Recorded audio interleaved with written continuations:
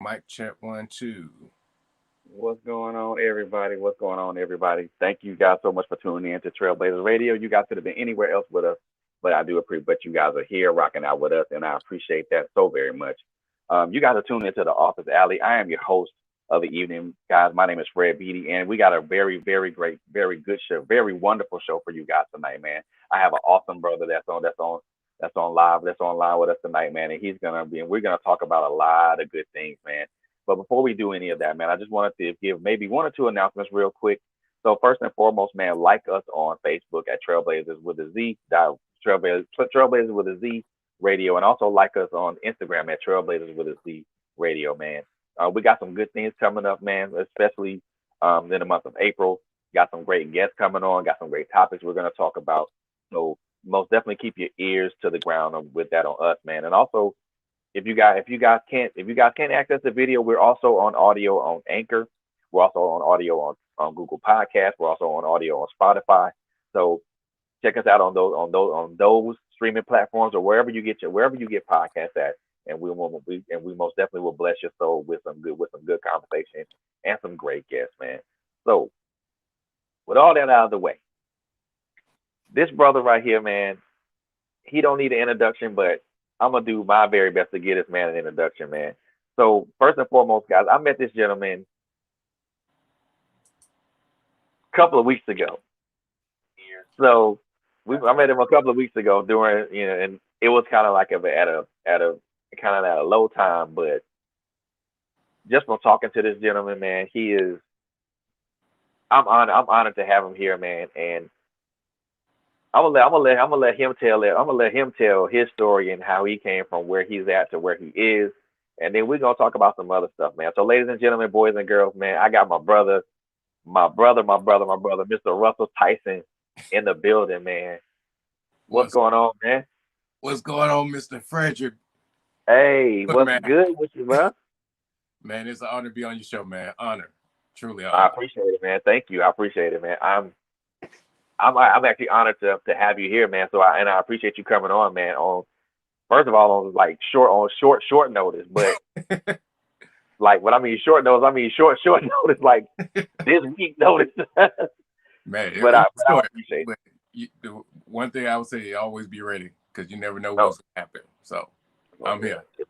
that's what's up, man. And I appreciate you, man. I really do appreciate you. So, I mean, playwright, entrepreneur. I mean, so many other names, so many other accolades that could go behind them, just to go behind the playwright and the entrepreneur part, though. But so with the playwright thing, did you come across writing, or did writing come to you, or did you just, or was it something that you gravitated toward?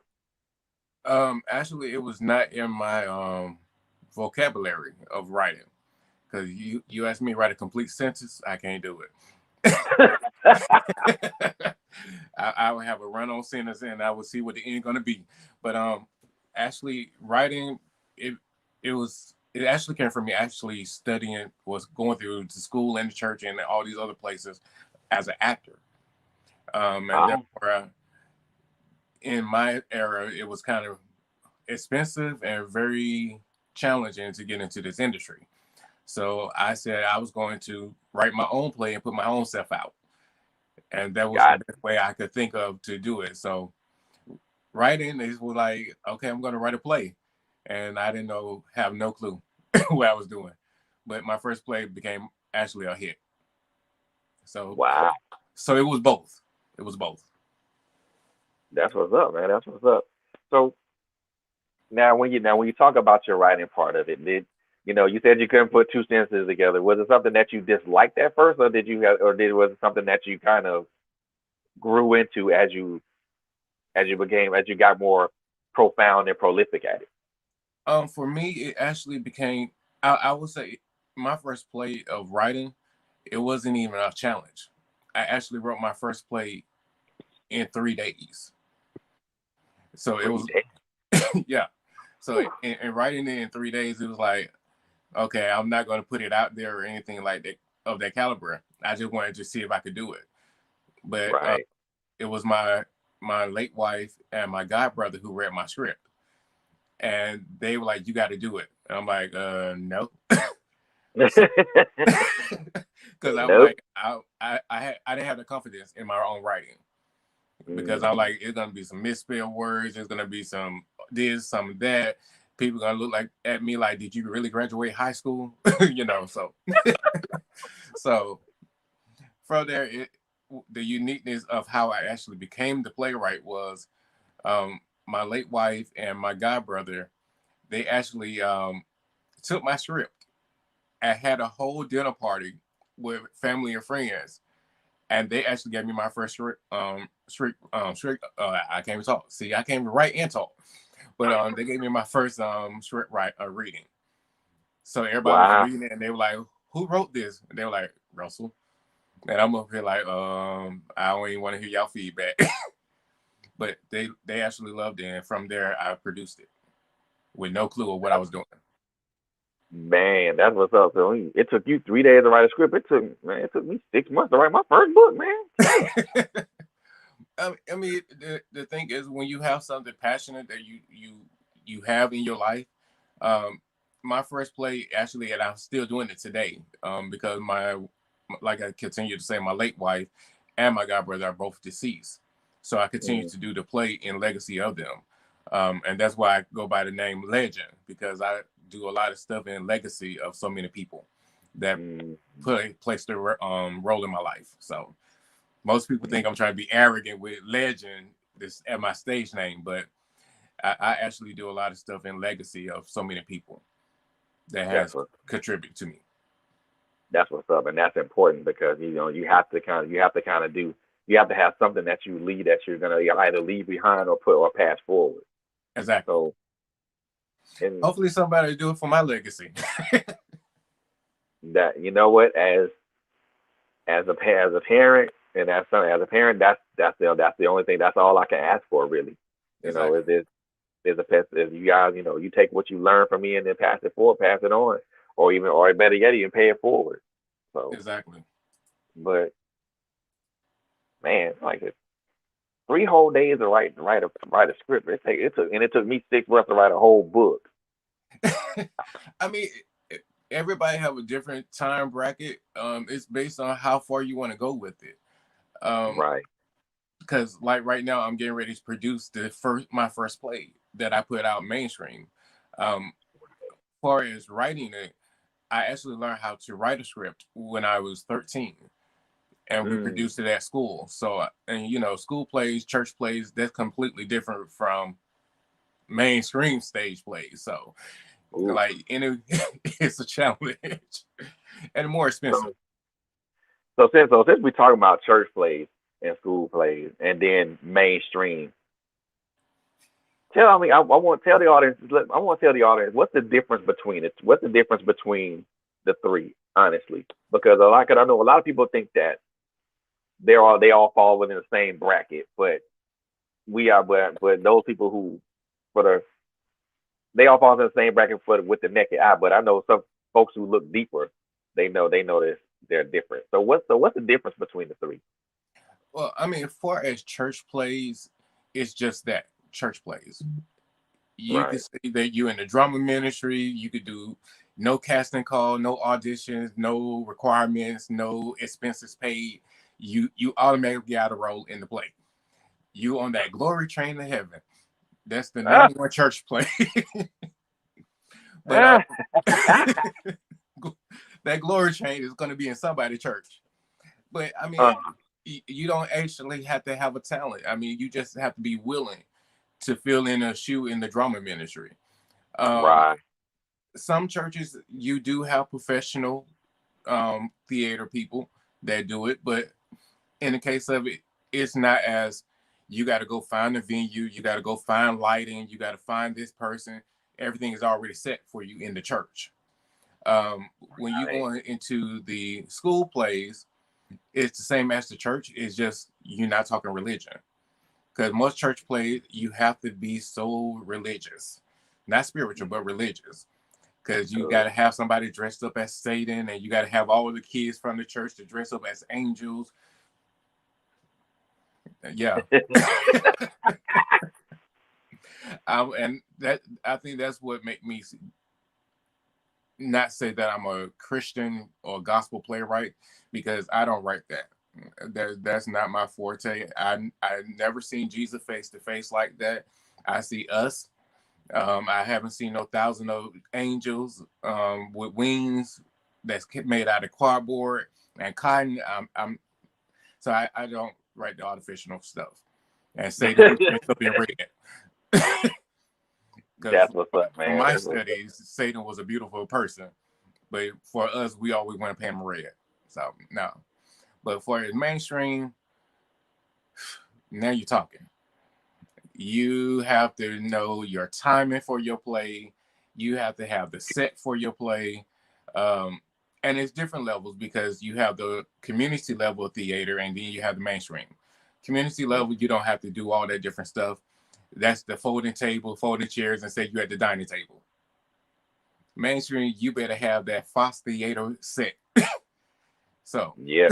That's, so basically the difference is like the production values on it, really. it's just the value of it. And the thing is, in this field, it's very expensive, especially if you're really trying to get somewhere in it. Because in mainstream, just to perform at here in Atlanta at the Fox Theater, you can raise. Well, I use the lowest value theater, the Rialto Center. You're paying $9,000 for 4 hours, and that's just for the venue and the staff. That's not your promotions. That's not your cast. That's not the food. And then you have all of us who think that we supposed to give everybody a comp ticket. Nah. See, church, you get all the comp tickets you want. Nobody pay for nothing, but the light bill. Exactly. So, Exactly. and that's the main thing. But if you're really trying to go into this industry, um, like for me, I haven't gone into no major theater as of yet, because one, I'm still trying to find my right people. Right. Because here in Atlanta, I don't know about these talents. I'm just being upfront, because it's a lot of people who just seen the industry and just jumped in and thinking it's automatic pay project, but Nah. you haven't even crawled into it. So, and yes, we want to pay each other, but in the case of it, we have to pay for the venues before we can pay you, or you won't have Yep. no place to perform. So it's not Mm-hmm. an easy field to get into. It's not, especially as a playwright, especially when you're not into the church arena, because the church arena, oh, everybody and their mom gonna come because the pastor said so. Well, Right. that's the old church. I don't know about these churches today. Pastors say come, and they like I ain't coming. So, Exactly.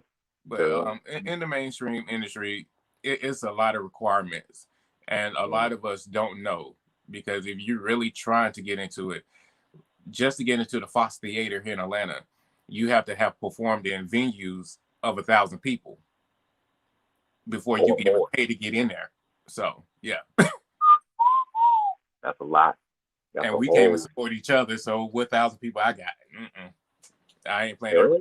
Yeah. I mean, and the funny part about it is, and you mentioned that's something that you mentioned that I think is like extremely powerful. So it's so difficult to drum up support for something for good, good art, good music, good books and things of that nature without somebody asking for a handout. And The production need a handout just to entertain you. exactly, exactly. But I I mean, mean, it's crazy, man. I mean, and even even with me as an author, bro. I mean, it's so difficult for me to kind of get people to kind of jump on board and kind of at least if you're not gonna read the book, at least read the synopsis and then figure out if it's something that you want to jump into. If it ain't your cup of tea or it ain't your type of thing, then after you read the synopsis enough, then that's cool. No love lost on that. But then if you look at it and you want to thumb through it and then all of a sudden you look at the content of it and you put it down and discuss. I'm like, hold on, wait a minute, that's not cool. And I had that experience a couple of years ago. Went to this Christian event. Yeah. Went to this Christian event. No offense to the individual that invited me, because it was good. It was a good experience for me. Mm-hmm. But went there, you know, all these other Christian art authors and stuff like that. People are gravitating towards to what they got going on. One person walks over to where I am, and they thumb through the book. They see one curse word. Oh my God! And then put the book down. I'm like, the hell? Do you want my response? I would love to hear your response, actually. The hell with them. Now, I will say this. With my plays, I started doing my plays in the church. Because one, I was actually heavy into the church. I come from the ministry side of things. But one particular show, I was really proud of it. I mean, the church was packed. I was like, yes, we did it. But of course, it was like after the show, the church members, they just went crazy about the play. They like, oh my God, you the next Tyler Perry. No, I'm not. I'm not putting on no dress to sell my project. But thank you. But congratulations to them. But I ain't doing it. But exactly. But the thing is, it was the church members that, and I'm grateful for them, because they're the one who told me not to do my plays in the church no more. Because they were like, we don't talk like that. We don't act like that. That's the artificial people. And they said the play was so real that they were waiting for somebody to cuss in that play. But and from there, that's why I started doing edit versions and adult versions. Right. And because regardless of the matter, it's not about what you say or what you do. It's about how you live it and what you receive from it. But when you deal with us, and the church folks over there, they see one cuss word, they see one seductive thing, and I'm like, you ain't always been saved because you was a hoe yesterday. Boy, let me see. And don't act like you just been saved. And it's just and that's what I have a problem with us, because, and I'm not just saying Black people, but human beings, because we allow ourselves to be in categories when God's trying to break us out of the bondage of being in a category. So that's why I treat myself as, I don't care what you say, how you feel about me. I'm going to say, do whatever I feel is necessary. And that's when I became a playwright. Exactly. Because, you know, and the way I see it is that, you know, you need more voices like that, especially here, especially in, I won't say that the industry is saturated with the same people, the same voices, because yes, it is. Well, you're right. Because whenever we do something, we write nothing but depression. Yep. We never have prosperity. And that's kind of the reason why I kind of stepped away from a lot of Tyler Perry stuff. No offense to the brother, but I kind of stepped away from a lot of that stuff because it's because it's about the same trope. And I'm like, we do something different. I had to, and not to cut you off, but I had to learn that as a playwright.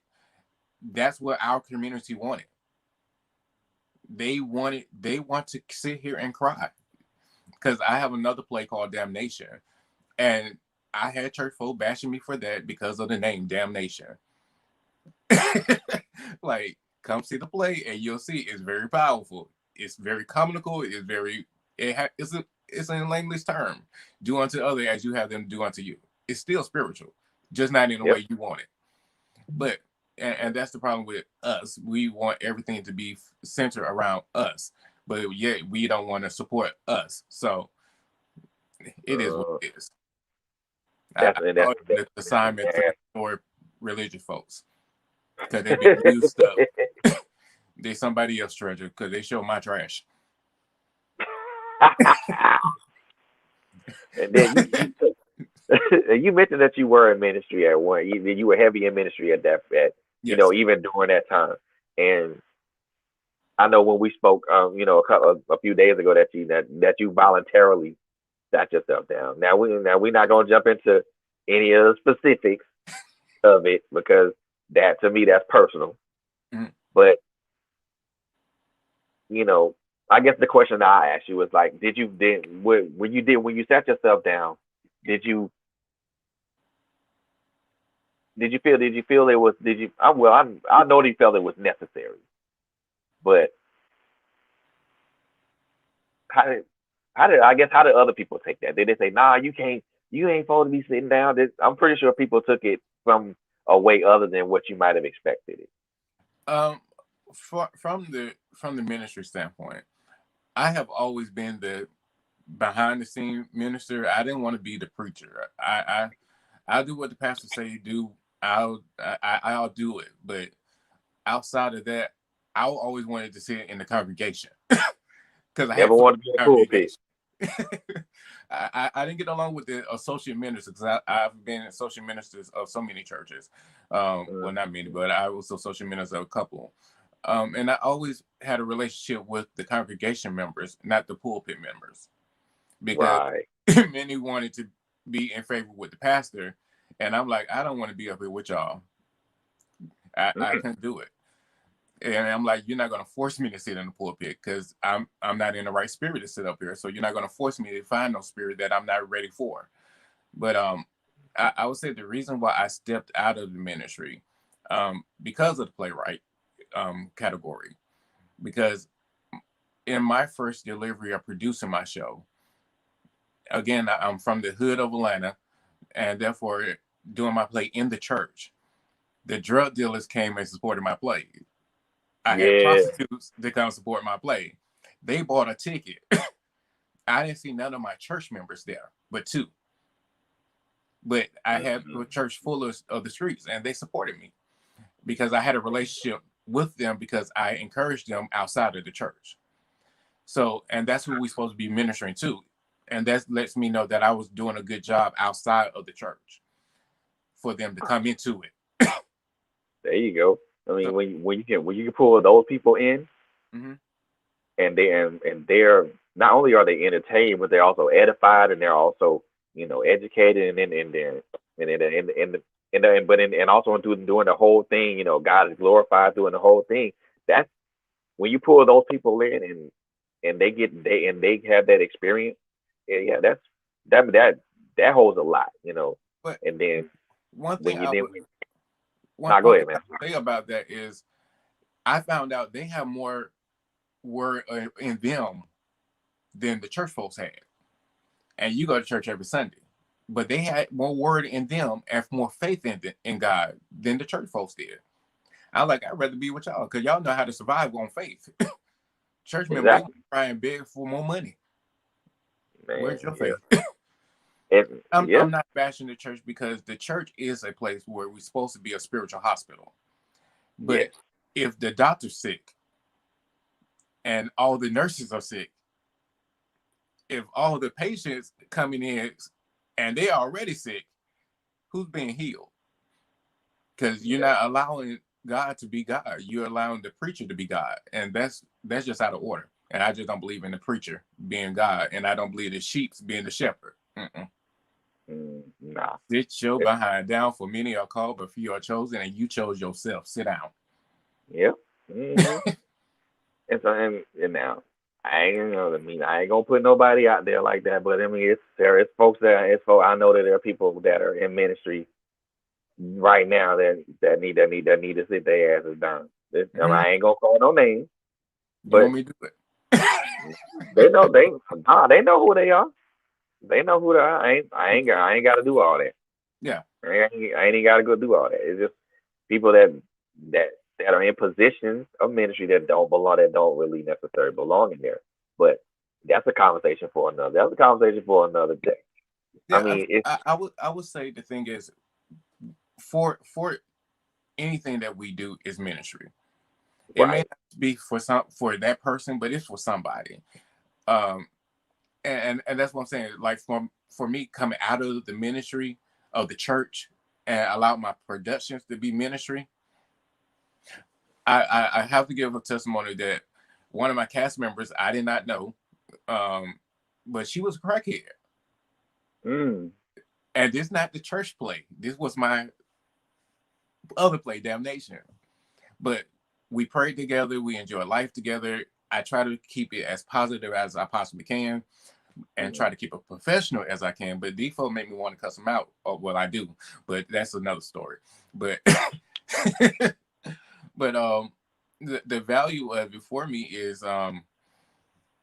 through the process of us getting ready for the show, it was later on that this individual who I never acted before, never done none of this stuff before. She probably did some school plays or church plays, whatever, but trying to go mainstream with it, she never done it.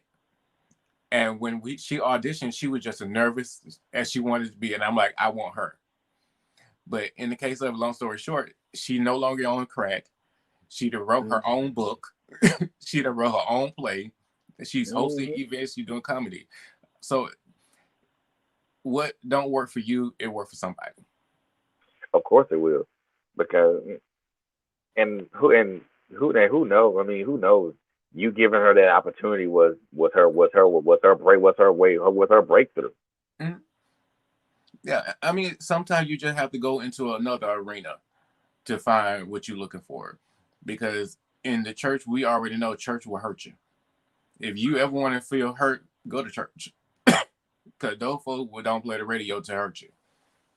And don't get me wrong, there are some good, faithful, spiritual people, but they'll destroy you. But as far as the entertainment industry, it's just, I love it because you're more free. Because church, you got to be a stereotype. And don't put no stereotype on me, because like I tell anybody, like, you know how people say, oh, I'm like Moses, I'm like Isaiah, I'm the jackass. Exactly. I'm the jackass. God gonna let me carry you to where you need to go. If he used me, he used me, and once he finished using me, I'm back to being jackass. Exactly. And I prefer to be that person. I mean, I'm kind of like you in certain instances. I've always wanted. I just prefer to be low key in some instances, because man, limelight. Don't put me in front of that. I don't want to be there. Just let me go back in the background and do what I do. No, I mean, that's just how I am. I mean, I've been that way since, oh my God, since my experiences in the military. I mean, I've always prefer to be a background guy. I never want to share. I never want to be in the spotlight with anybody. And even if somebody wanted to have me share the spotlight with them, it made me feel extremely nervous. And it put me to the point where I just feel like I didn't deserve to be in that spotlight. And I'm like, let me put me back here. You know, you can put me in the game, coach, but I'll be your defensive stopper. I ain't gonna be putting up too many shots. Now, I'm gonna. This may make you blow your mind, but like for me, I prefer not to be in the spotlight. I've always preferred to be behind the scenes, because I've always been in the spotlight. Always. Oh man. I've always been in the spotlight, because from elementary school, I've always had to sing at every school program. Like when the class go on recess, I had to go to rehearsal. Like I would go outside. Can I go outside? No, you gotta go to rehearsal. I gotta go to rehearsal. So it's like I'm singing here, and everybody who grew up with me, they'll tell you, I didn't even wear jeans to school. I wore suits because I got something to do. So I didn't have book bags. I had briefcases at this elementary school. This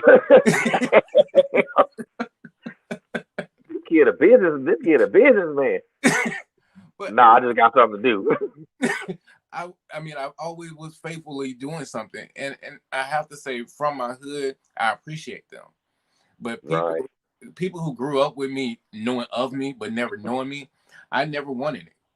People saw something in me and like, can you do this? Sing, do this. Russell, you can sing. Ma, I can sing. What is singing? Russell, I'm gonna put you in I'm putting you in the drama club. Mom, I'm gonna learn how to play the drums. No, the drama club. Where the drums at? So, but it grew on me, and it's just because somebody saw something in me to introduce it. And that's why I said I'm not offensive to the church or the school plays, because somebody may see something in you. We are in the church, playwrights and producers. We're in the church. And I hate that we've turned the church into a marketplace, because I know gospel singers who just go to church because they're trying to get a record deal. You ain't serving no God. You just going to record deal, so you trying to get in front of the producers. So you want to sing at the mega churches. You've got the storefronts. So, but I never cared for the spotlight. But because I became my own CEO, so therefore there's nobody to tell me who I can and cannot use. I had to show people I'm not going to allow you to do something that I'm not willing to do myself. So people see all my photos, my hair change every day. I got makeup on. I'm not going to tell you to do nothing that I will not do. And that's why I try to show. But I have some people in this industry, I call them roaches.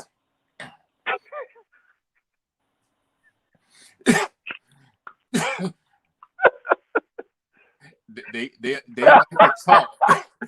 They like to talk at night, but when I turn that light switch on, they go running. Just go skidding around. Ain't no raid that's gonna get rid of them. Exactly.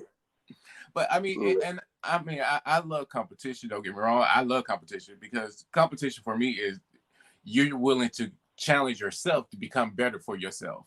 So I love find the top people and say, let's go after each other. But in the case of it, some of them just can't handle it because they need 50 people to do the one thing. And I'm one person, and I do my own productions myself. So thank God for some people that help, but they only show up when it's time to put on glam. See, They know we're all black. And say, Russell, what do you need me to do? Look here, I say if that's the case, you may as well just put the hard hat and the gloves on. And just to do it. If it's gonna be like that, just put on the hard hat and the gloves. But the truth matter of it, I love what I do. So I don't. I'll cuss myself out. Like, damn, why don't you find some right people to help you? Anybody want to help? Exactly. We can grow together. But I don't mind, because for me, for as cast members, I want cast members to learn how to be an artist and not just an entertainer. Artists, we know how to give back to our community. We know how to be role models. Entertainers, you just what you are. You entertain. You just a consignment talent. Right. So how does it feel to have all that autonomy? I know there's some pressure in regards to some pressure in the autonomy part of it. So how does it feel to have all that autonomy, but knowing that there's always constant pressure? It's tiring. It's very tiring, because when you deal with so many people that think they know everything, everybody think I claim to know everything, and I'm like, no, I'm always learning. That's why I'm still humble, because every day I gotta learn something different. Every day this industry change. Every day. So it's not the same process. Now you could take pictures with your cell phone and call it a headshot. My time, we were paying $400 for a headshot. Wait, yeah, this is not right. Something out of order. But it's a new age, and it's a new day. So therefore, no matter how old you are in this industry, you should be willing to learn it. But for me, the difference between me and other people's thoughts about this industry, I'm willing to be replaced. Everybody else want to hold on to it. So it's not much of a struggle of me letting go of this at all, because I did let it go. But the pressure of it is, it's not the people that I'm in competition with, it's letting my cast down. And that's, people don't believe it, but letting my cast down is my biggest fear of doing anything. That's my competition. Because my goal is to help elevate you, not keep you where you are. So Right. yeah, and that's why I'm broke, because I put all mines in. Yeah. But I think folks don't understand what that is. I mean, the pressure of what that is. I mean, and even as me as an author, I mean, anybody that writes, whether it's plays, whether it's poetry, whether it's books, whether it's someone that writes magazines, articles, or just anybody that writes, or anybody that's a creative, period. Mm-hmm. There's an intense amount of pressure with that goes with that. You know, your pressure is letting your cast down. Or for me, my pressure is, you know, something that I write may end up being a dud, or even worse yet, may not be understandable to the audience I'm trying to reach. And then so that pressure is great. I mean, and a lot, and I know because you say you don't want to let your cast down. I know that pressure for you is extremely great. And then how do you dissipate that pressure? How do you manage that? I manage it. One, I have a spirit of excellence that I strive for. So how do I do it? I really don't know. I don't know, because I mean, for me, when I plan one show, I need to plan 3 or 4 more shows, because I Gotcha. believe in what I have.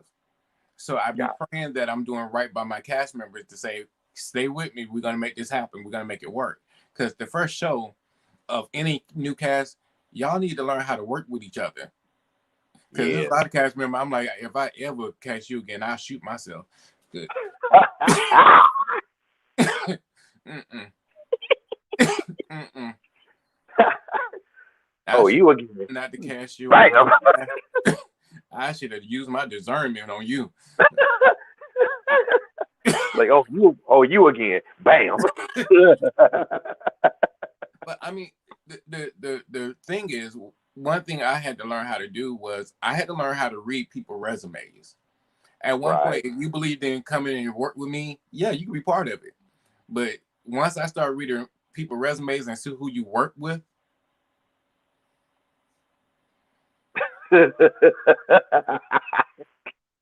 That look say it all, bro. That look say it all, bro. I mean, That look say it I all, bro. mean, th- th- I'll say this. I'll say this, Mr. Beaty. I know a lot in this entertainment, but I know you also have to walk in what you're chosen to do. So Right. for me, I know how to write plays. I know how to direct plays. I'm still working on that producing part. Even though I Mm. produce my own plays, I'm working on it because I don't trust none of the artificial producers in Atlanta. You know, and then because you because you said you came from California to Atlanta and you go producer, it don't mean you qualify to work for me or work on my project, because you probably came from Orange County.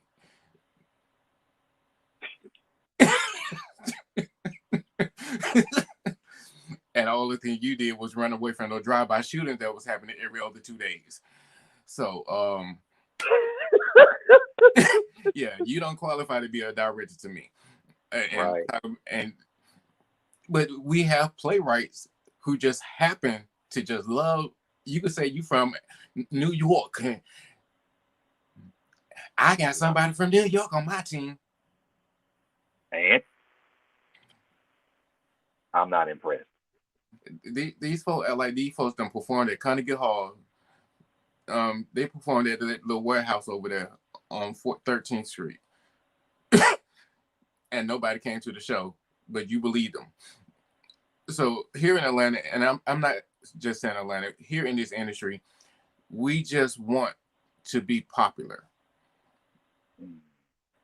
And being popular, we think we need to belittle each other. And for me, my belittle is not to belittle you. My belittling is do better, because we all reflect each other. Yeah. We reflect each other. You put out a horrible play, nobody want to come to plays no more because your play is messed up. Take Yeah. your time, put your stuff out. Stop yelling on stage. Because at the end of the day, I mean, and you bring up a good point. Because at the end of the day, I mean, we all have to support each other. We all have to be accountable to one another. You know, I because thought I that can, point too. yeah, I thought yeah. that one. I thought that one day too. I mean, I see. I tell anybody, man, hey, look, if what you wrote to me is ass, I'm gonna tell you it's ass. But I'm gonna also tell you work on it. I'm gonna give you tips and tricks on how to make it better, how to make it sound better. I'm Yeah. not gonna just give you constructive criticism. I'm also gonna try to give you stuff to how to help you be better at what you're doing. Now, outside of production, Mr. Frederick, I'm like an activist. I'm an activist through entertainment. I would say that because Right. one, I know they're not coming, and I send invitations to them because I want you to hear what I got to say about you. But Exactly. the thing is, for as this industry, and what we have as activists, I put out the awareness that we need to know because the number one way of reaching out to our community is through entertainment. I don't Right. care if you spiritual, whatever the case may be, and I'll tell you the God honest truth. When you put out some sexual stuff, church folks are coming. I have Of done course. events and they have bought the bar out. So don't Of let that course. church ad fool you. Of course. I Of have seen course. church folks cuss at my place. So, but and I'm not taking away from what they believe in, but we're all flesh. Enjoy life. Mm-hmm. But as an activist, as writers, and I want to go back to what you were saying about your book. In order to be a writer, you have to be a prophetic. You have to be willing to be prophetic. Yeah. Because, and I'm not trying to make this a religious conversation, but if we look at all the real writers, they already told us what's happening before it even happened. Mm-hmm.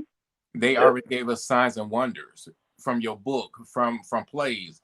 Writers are cartoons, The Simpsons. Yep. Writers are prophetic. If you're not prophetic, then you are not a writer. Exactly.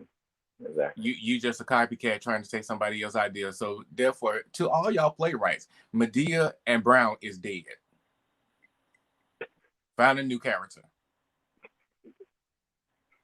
Shots fired. Shots fired. So somebody got that shot way across their mouth. Yeah, I mean, and that's what I'm saying. As a writer, we need to make our audience, our community, aware of what's going on. Like, Right. especially here in Georgia, we fighting to have a right to vote. We already trying to dodge COVID, and then we're trying to dodge the police shooting us. Now you telling us we have no right to vote, Bruh. get water. So, Bruh. I so just, I mean, see, I knew you was gonna go there, but and I was ready for you. I'm ready for you. we need to change mine. I mean, all I can say is like, and this is, I mean, not to get off topic or nothing like that, but seriously, I I can't even fathom to even imagine that type of stuff, that type of shit going on like that. I mean, and you got corporations, you got you got a major sports league. Not only that, but then you also have the general public saying, man, giving you a big fuck you to that. Man, I mean, that should be a warning. It should be a warning, but the best person to quote this moment in our life is Harriet Tubman. Mm, I would have freed more slaves if they only knew they were slaves. profound, way profound, Because way profound. from corporation, it was called plantation. Yep, From employer, it was called slave owner. And for employees, yep, it was called slave. yep, You still working for minimum wage that they don't yep, want you to have. Exactly. Exactly. And it just I don't know. We give it It to just caught Jesus. me off guard a bit when I thought about that. And then just to hear the news that Major League Baseball was taking away the All Star game, I like, well, I said, well, hell, that ain't gonna be enough.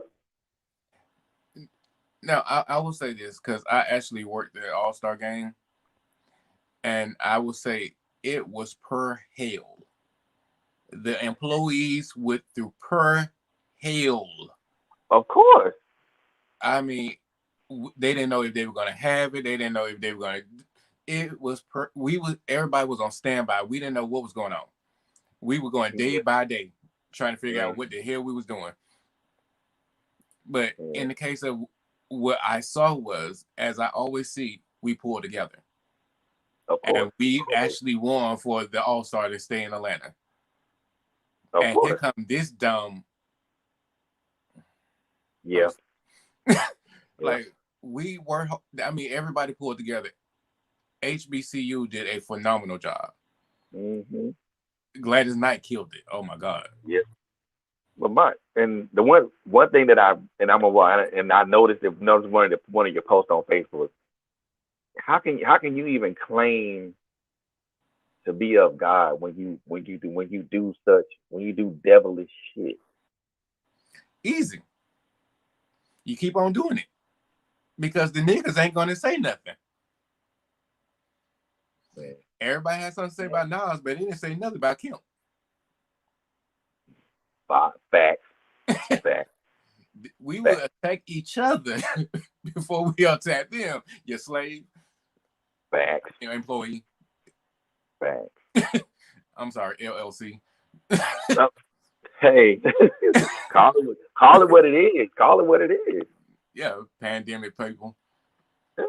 I'm like, cause I know it's one of your posts. You went in, and I like, yeah, I'm with that. That's what I'm with. You claim it, and it's really, and you know what, No, those evangelicals, those damn evangelicals again. I mean, this is the thing for me, and I'm going to go jump back into playwriting. The reason Gotcha. why I feel or why I post like that, my icon writer is Spike Lee. Spike Lee is a powerhouse. That man, Right. he's going to justify our system, but he's going to correct us too. Mm-hmm. And that's what I love about Spike Lee. Um, George C. Wolfe, that man, he called things out in his production. Those are the Yeah. only two writers that I look up to because they call things as though they are. Um, y'all can keep Tyler. Y'all keep, y'all keep being the butler. That's what you do.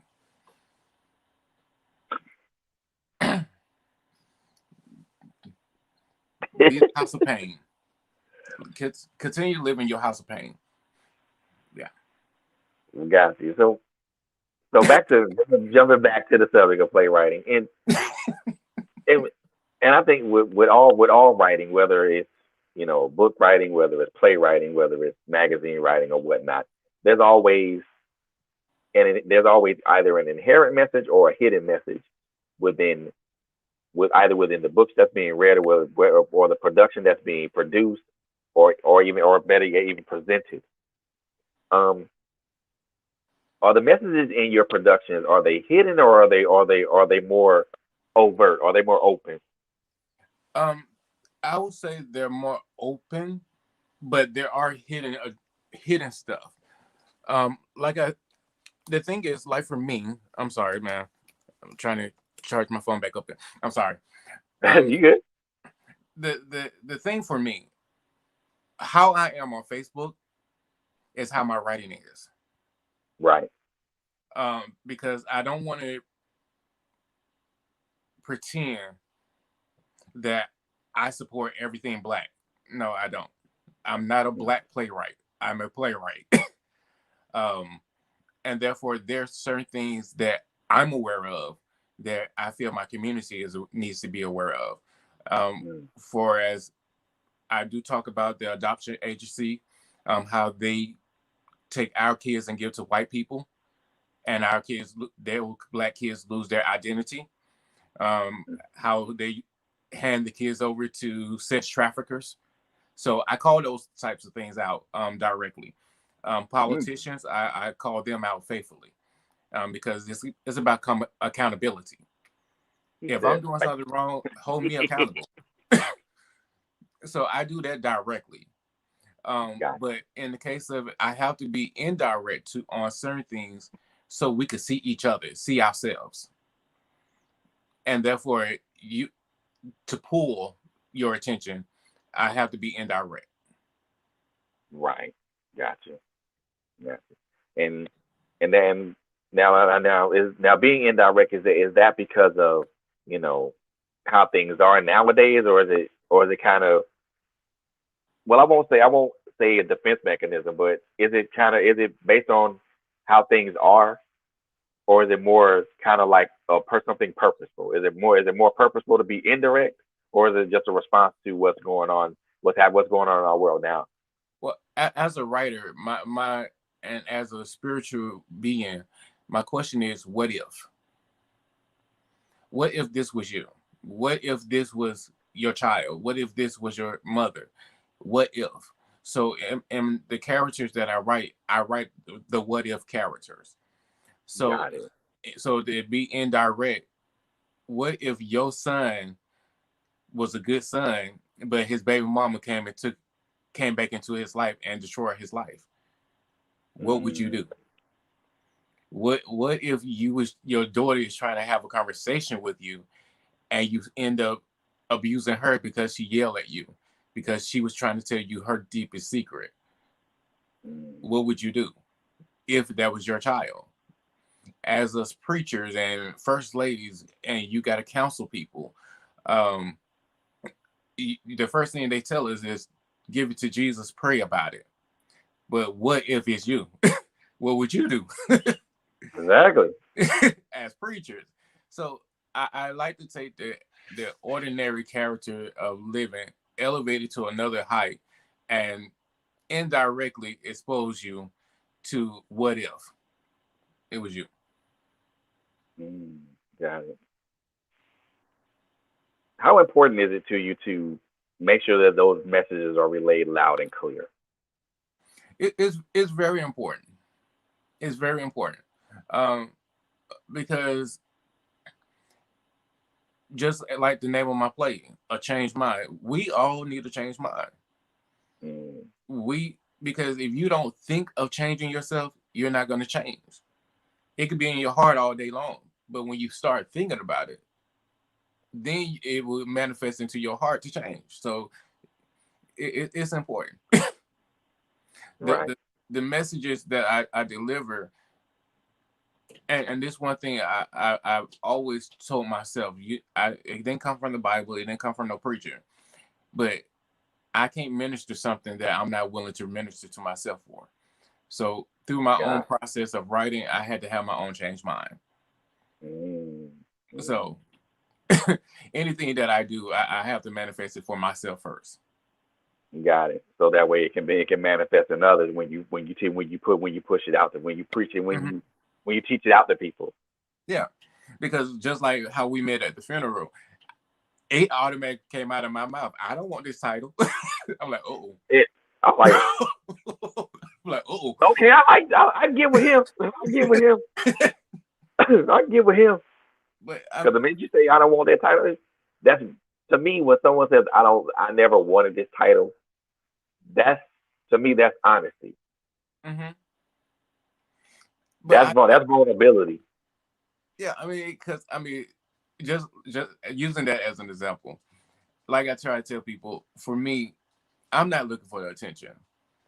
I'm just showing people you have to be a broken vessel. Because at the funeral, my hair was like downhill. Yep. And I'm like, I'm playing the pulpit, so I would try to tuck it inside of my suit jacket. I would feel like, but every time I turned around, that hair came all the way out. I'm like, oh God. But I mean, I was trying to be respectful to the religion. But then it just, to me, it just felt like God was saying, no, I did this on purpose because I need people to say, come as you are again. And that's why I love the entertainment portion of it, because you could come as you are and still get the ministry from what I do. But for me, I'm just a broken vessel. And that's what I see in my play. So it's important that the message is clear to people, because it's not for just for me or just that person. It's for all of us. We need to change mind. Stop waiting until we lose stuff to say, "Oh God, help me." Yeah. You better know it's coming. So yeah. Yeah, man, and it's so important that those messages continue to be hammered home, because repetition is a good thing. Yes, it is to a point. Yeah, because It's based on after a who you while, allow to be in your life. yeah, because after a while, repetition, something you getting stuff from the same person, and they not listening or they not getting it. Then you be like, you know what? Okay, you go over there, you go sit down, and you figure it out. Mm-hmm. But And that's in not good. I mean, that's not good either. it's not good, but in most cases, we sugarcoat it. Wow. Yeah. We sugarcoat it. Like, if it's already in your heart, you might as well go ahead and say the shit. Because you already Exactly. know what the hell they going to do to you. Exactly. So go ahead. But Yeah. we have taught each other to stay in bondage. And Yeah. that's the key, that especially in the Black community, we have taught each other to stay in bondage. And that's why, again, it's important for me to deliver the message. You need to change mind. Exactly. You need to Exactly. free yourself, because your child is in that same bondage, and y'all need to break this curse. Exactly. Exactly. Even now, to that you mentioned that, now I do want to talk a little bit about this play. You don't have to, without giving away too many, spoilers or nothing like that. I mean, well, first of all, where did the title come from? Um, in writing Change Mind, I, I I found myself wanting to address the matter of money. We all Hmm. know the scripture: money is the money is the root of all evil. The love of money, is the root of all evil. Because I know some of these church folks, that's not what it say. But but but the love of money, we get so wrapped up in money that we forget who God is, the creator. And he could be he could be Obama for all I care. I don't care. But your God, you you have to have a well-being. You need that key to turn into that ignition for you to go. So Right. I wanted to talk about how we strive for money, but we lose God. And the first thing that came to mind was, I need to change mine. So I Mm. wanted to take us away from the poverty concept of place and put us in luxury, because we all talking about, when I get to the top, when I get to the top, when I get to the top, you still at the bottom. So enjoy your bottom. But from there, I'm sorry, these YouTube folks, I just had a flashback of all these movies that's on YouTube. But cast member can't come to rehearsal because they got to film for YouTube. Anywho, Damn, that's funny. That's funny. I'm still waiting for some of these movies to happen. Matter of fact, I'm waiting on my damn movie to happen. Hey, See, I know how to clown myself. I ain't gotta exactly, come all the way up here and knowing I'm right here, but I know I got some people exactly, down there. Yeah. exactly, exactly. You So know, I, you know, I you know try where to be you that are. transparent. But the title really comes from me just writing the end of where I want to play the end at. And then I go back and just write my beginnings. And I'm like, ooh, this is deep for the mind. Ooh, change mind. Wow. Okay. So yeah, that's how I come up with the title. I write my ending first. Wow. So you thought from the end and then work. Now, do you start from the ending and then work backwards to your beginning, or do you just write the ending first and then kind of start from that beginning point to get to that ending? Yes, it's just like I do my company. I plan my whole end of the year, so I know where I want to go to. How and Gotcha. therefore my job to see how I'm going to get there. And therefore I've learned to downsize in writing so big of a cast because these folks are not reliable.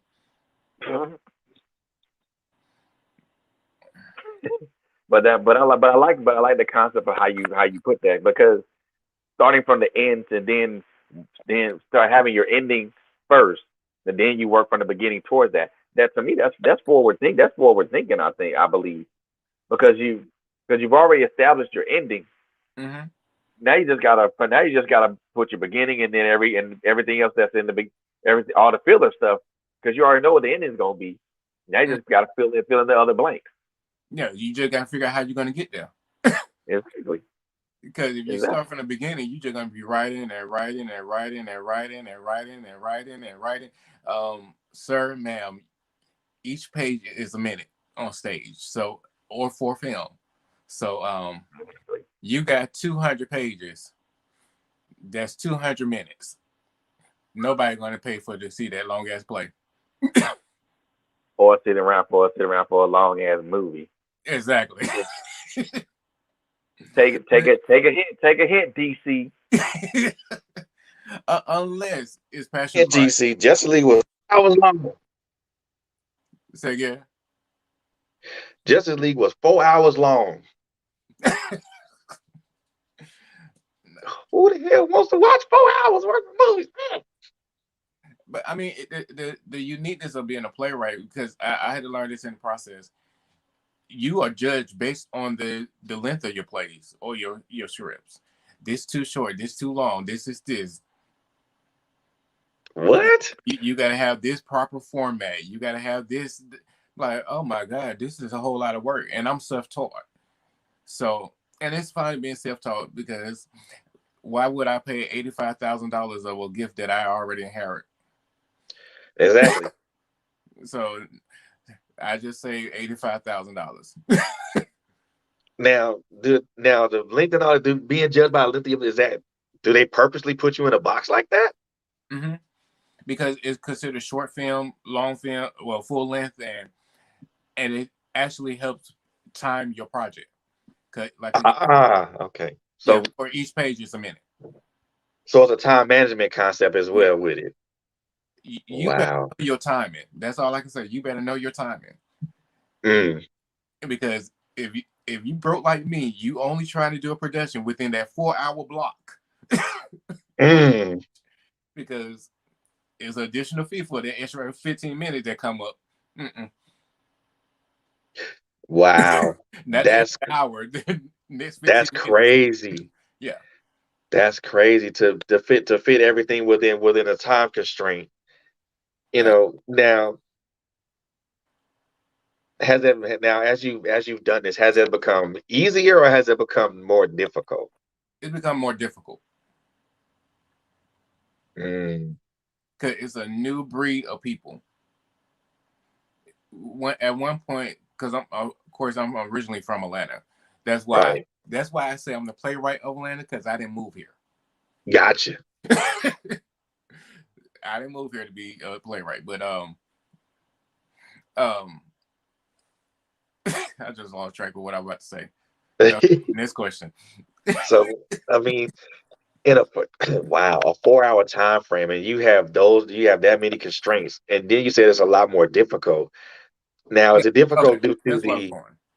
Yeah, in doing theater, we either try to do it in 4 hours. What's consistent at 4 hours? That's your audience coming in, your production time, and you packing up and getting out within within that 4 hours. damn? So that's why we be trying to tell people, please show up on time. Please Yeah, do what you got to do. yeah, I love God too, but y'all faking the Holy Ghost. We don't have time for this. Let's go. exactly. Because we on the clock here. We on the clock. Y'all want a discount tickets. Y'all got discount tickets. Y'all didn't pay full price. Come on, let's work here. Time Time is money. Come on, let's go. But usually, especially to inspiring playwrights, what I always try to encourage people, and this is a free tip to your audience: if you're gonna become a playwright, always get you over 10 hours block. It Right. costs. It costs, but you need that sound check. You need your load in time. You need your production time. You need all this stuff because it's important. Because there's no way you're gonna be able to put a set.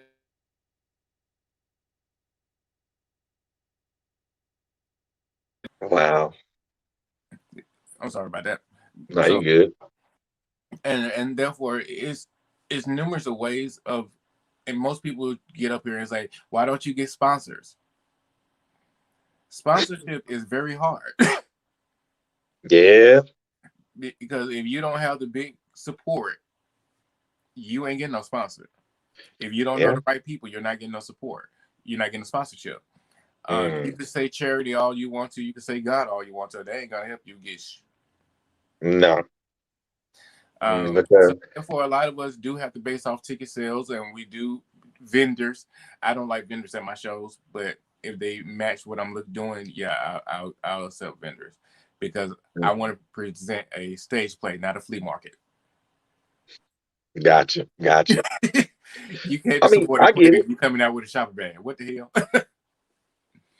but I mean, and I get where you're coming from with that because you don't you want vendors that's aligned with what you got going on, and not just any type of vendor because then it's not gonna line up with what you're presenting.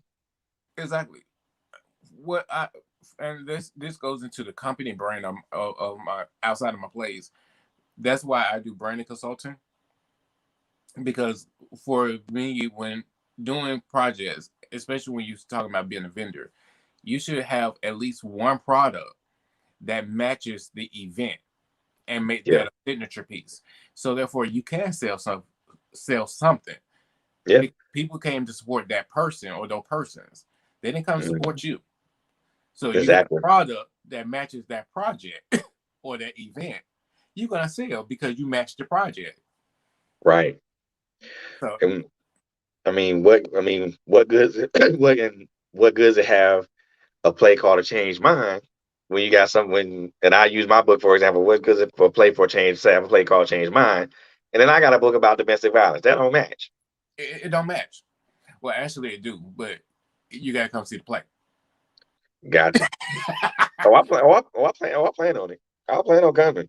And like I said, and man, I mean, when you say that it was a lot difficult now than it was prior, Yes. I mean, even with production values, and then again, you still have this people factor. Yeah, I mean, this is why I say it's more difficult because one, there's a new breed of people. Um, when I Mm, first started out as a playwright, it was like five of us as playwrights. So you didn't have no competition like that here in Atlanta. It was right. us five versus Tyler Perry. So we knew not to do our shit on Tyler Perry show day. No, Exactly. Because no.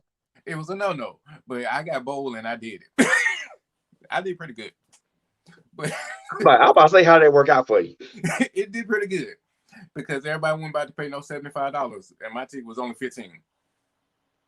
Hmm. I'd rather make $1 than to make no dollar. There you go. but Creeping on the come up. but the challenge is now there's like 500,000 playwrights here in Atlanta alone. So in this case, everybody's copying off of each other. Um, you're fearful to put your project out when it's not there as how you want it because the next person is watching what you're doing. Like, mind your own damn business and do your own creativity. But people copy your stuff and it's like a war. Oof. Because, for example, like my play Queen Bee, my slogan was the have and have nots. Mm.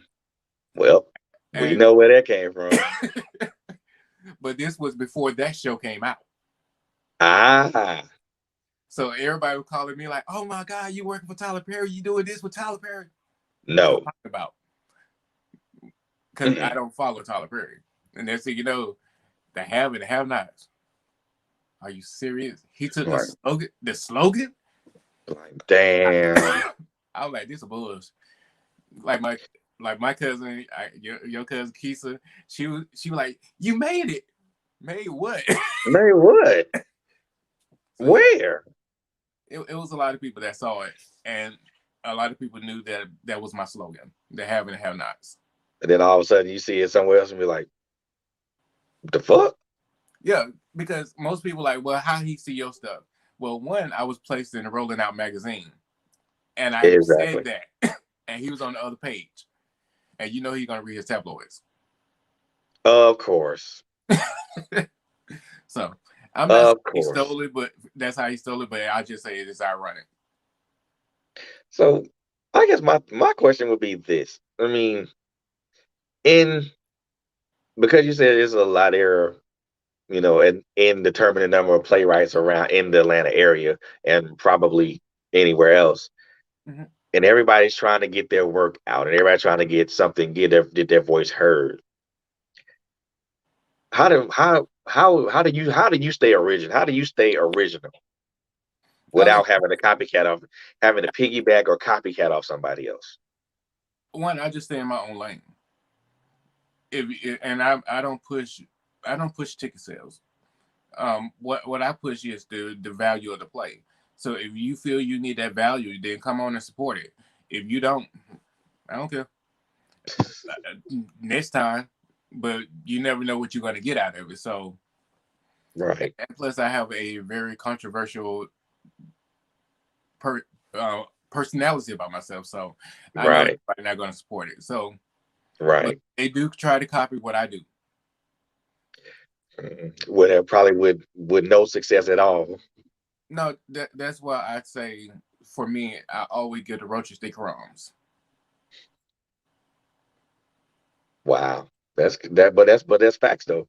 That's facts though. You have to do in doing this stuff here. You have to do things in silence, but you have to find people that's willing to work with you.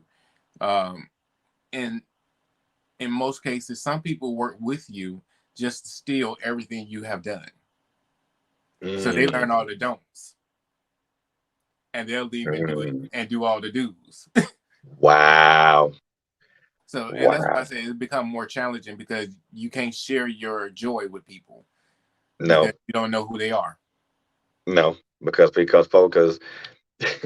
regardless of how happy they may look on the outside, they probably miserable, and all they want to do is take what you got and try to make it their own. Yeah, and that's for me. I try to be as transparent as I possibly can, especially on social medias, because one is a free social media ran by government. So I'm gonna say what the fuck I want to say when I want to say it, how I want to say it, because I didn't invest in that. But in my website, I invested in that. Visit it, subscribe. Exactly. So exactly where I didn't put money into, and I work hard to show and tell that I believe in myself. So exactly. I mean, I guess even in the where I'm at, especially when it comes to art, to the literary thing. The funny, and this will probably segue into what I'm gonna ask you. So the funny thing about me is that they try to, I guess, categorize what I've written. Well, because it's got this in it, it's considered urban lit or street lit. No. It's not urban lit or street lit just because it has just because it has certain things in it. It's just lit. It's just a book. It's just literature. It's not. That's when people ask me, what do you categorize yourself as an author? I don't. I just write. I will say this to you, Mr. Fred. In the science database, they said the most genuine genius cuts. Right. So it's the dumbasses who don't. Exactly. So I mean, then the fun and like you said you stay in your own lane Yes. that's that's where you're that's your comfort level. Hmm. That's where you that's where you prefer to be. That's the road you prefer to travel on. You know, in the course of producing plays and also writing plays, how often, if ever, have you had to come out of that, like come out of your lane, or better yet, come off that road that road you're traveling? I would say every 2 months I want to quit. Every 2 months. Every 2 months I want to quit. Technically, and I made this story short. 2019, my last show, they got on my last nerve during the whole entire show. I was ready to throw bricks, tomatoes, and shoot bullets at all of them. Ooh, That when it came to curtain call, I remember saying to my audience, "Did y'all enjoy the show?" Everybody, yeah. I'm like, good, because that's my last show. I'm retiring. This is my first show in returning that I'm doing April 24th. wow. So what made you just what? So why now? What what changed between 2019 and now? And not to say that I'm curious of the timing, but why now? In 2020, I it was my year of vision. Mm, It was my year to sit back and focus on me. I needed a whole year to get myself to back together. Um, 2021, I said I was going to operate. In operation, plays was not my number one category. Mm-mm. mm, It was no, I can't deal with these folks no more. I ain't spending all this stuff. I can't do this. I don't want to. But right. last year, I for the first time, I have met me a publicist. Um, and how I met her was through one of my friend associates that she introduced me to her publicist. And being the publicist, we just clicked. I'm Got like, it. so from there is, and she's out of California. Her name is Sabrina Jones. So if y'all ever want to book me to come on y'all shows and stuff, y'all call her. Got you. Got you. but but in the case of it, she motivated me to come back. Mm,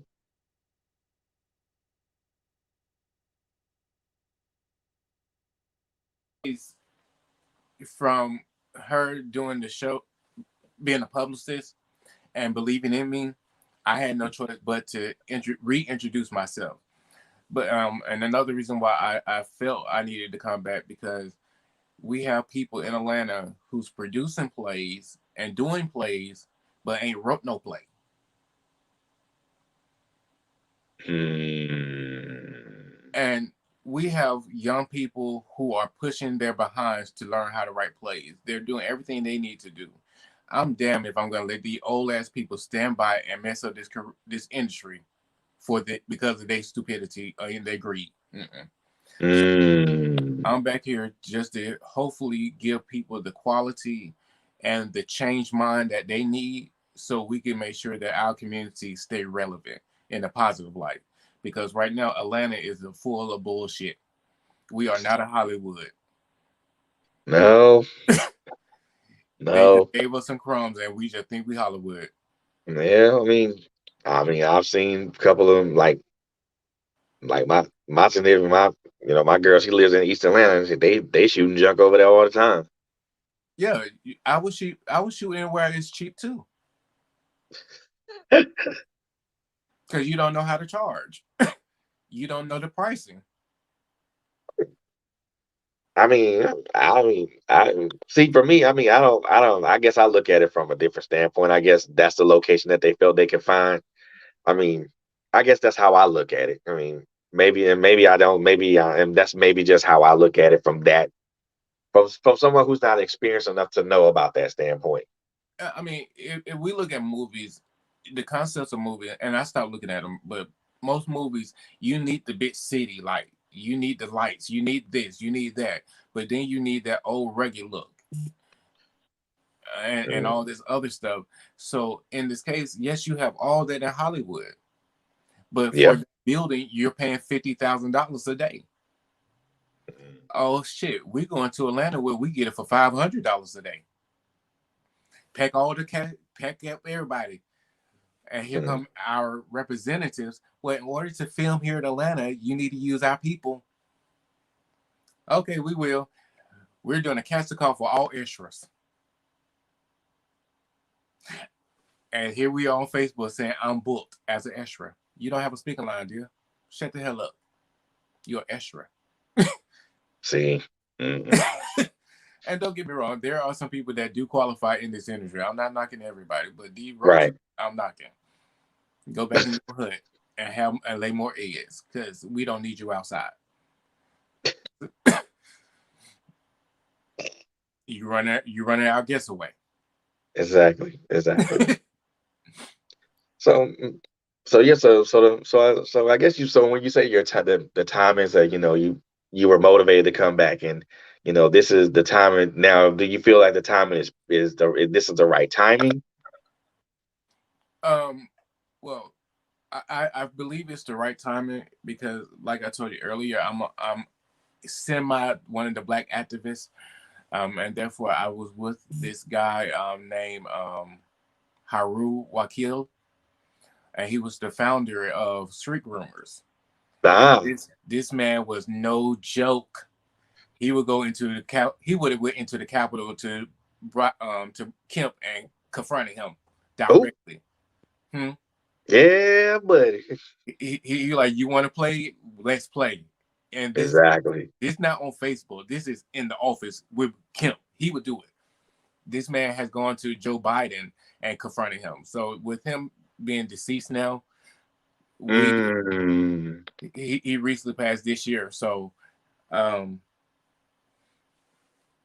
we got to keep that fight going. And therefore, I only know entertainment. I only know creativity.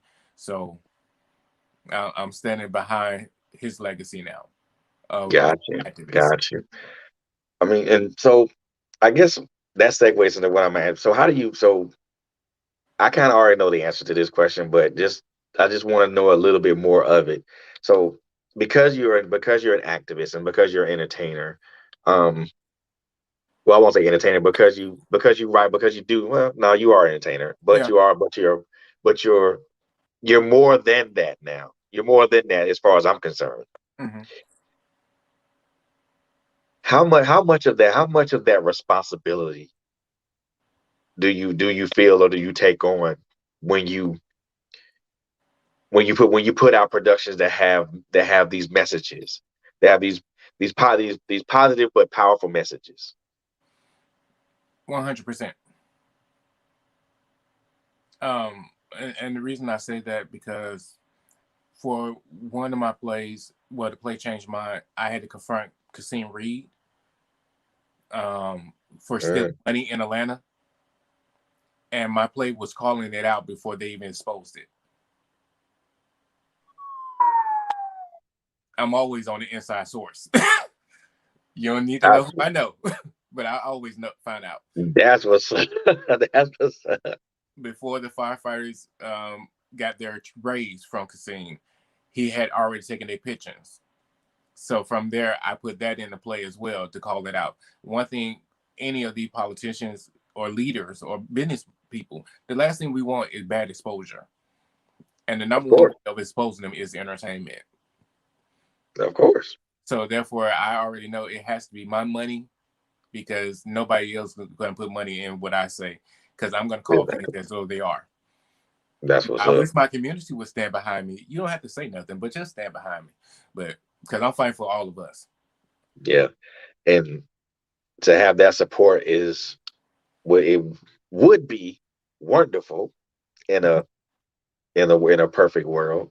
But since we don't live in a perfect world, in some cases that's like asking somebody to do something they really should be doing, but they don't necessarily want to do. I mean, and that's the sad part. I don't want to do this. Honestly, Fred, growing up, all I wanted to be was a dang on stripper. That's all I wanted to be. People think I be joking, and I'm like, I just wanted to be a stripper.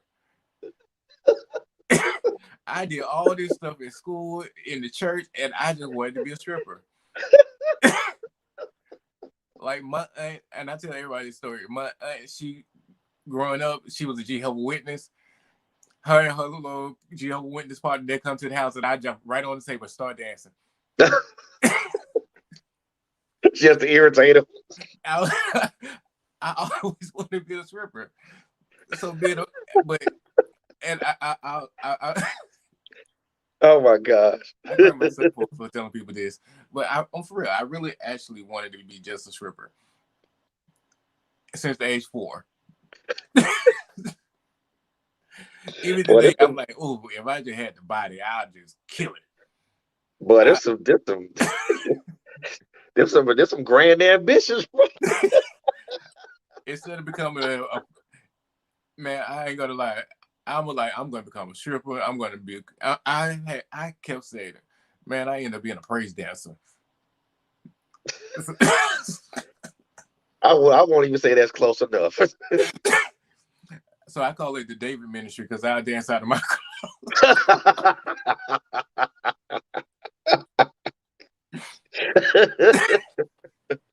I'm so serious, man.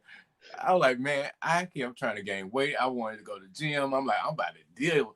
My name gonna be Bone. I was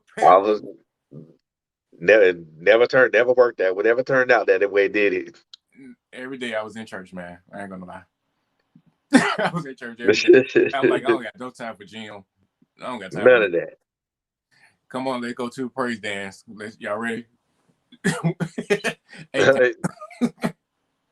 Man. Yeah, so I really didn't ever see myself as a playwright though. Never. I was acting in this stuff, but never saw myself as a playwright. Never. The funny part about that is I don't think we ever see ourselves as who we are at that time, at any given time. I never would have saw myself as someone who owns a radio station, who has a podcast, or who is a writer. I never saw any of that stuff. You know, for me as a kid, as a teenager, I just wanted to write for the hell of it. Because I had all these grand ideas running and rolling around in my head, and I wanted to express all this stuff, you know. Yeah, and see, the thing is, I never thought about owning no company either. Exactly. Because I'm like, I don't know nothing about owning a business, but to do my plays mainstream, you gotta do it. This ID number, I had to have this ID number, I had to have this license. I'm like, what the hell? I just wanted to do a play. And from there, everything I would say everything from my childhood came back up. That everything that I was raised to do, I'm doing now. Exactly. Like exactly. I'm like, I was always leadership. I was always following somebody else's direction. I was always theater. I was always singing. I was always helping the community. Matter of fact, I just found out in my early 30s that they wrote about me in the AJC, the Atlanta Journal-Constitution, when I was 10.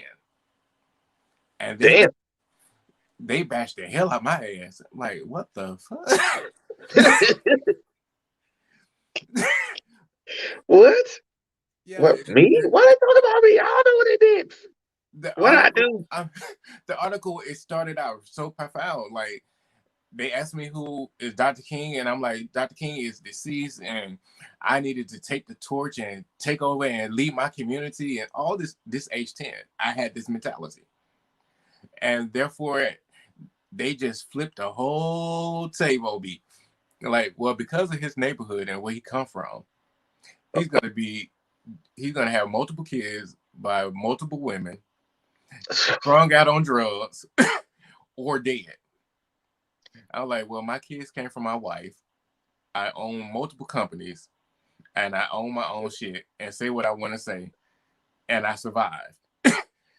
It's amazing how folks just twist a narrative in that way to where it's like, well, no, he's not gonna do this, he's not gonna do that, and they base it based on where you come from. And that's what I'm more passionate about it, because once I learned about it, I went harder, because if you did that to me and I was only 10, Imagine what you can do to me when I'm 30 or 40. imagine what you're doing to these kids now. Yeah, exactly.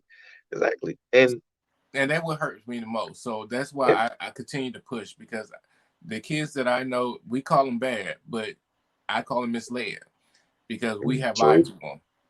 true, We have true. lied to these kids. Be Yeah, quiet. You don't have no right. We told them this. When yeah, I told you shut up, but you lying. exactly. So yeah, But and the, these are but the, very but even opportunity but days. We no, just not like giving the right no, opportunities. right. And then just knowing where you come from, I'm real familiar with the Pittsburgh community. So I have friends that I have a couple of friends that still live in that community. Man, So I know what that's about. all I can say is, if you came in front of Great Saving Store, you already know. Bruh. Cause You ain't, my house was always part of the crime scene. you ain't gotta you, bro, you ain't even gotta tell me. You ain't gotta tell me like that. I got homeboys that still live here, that still live there to this day. And we chop it up every once in a while. Yeah. So I already know how that go. I try to stay faithful over there, because I love my community.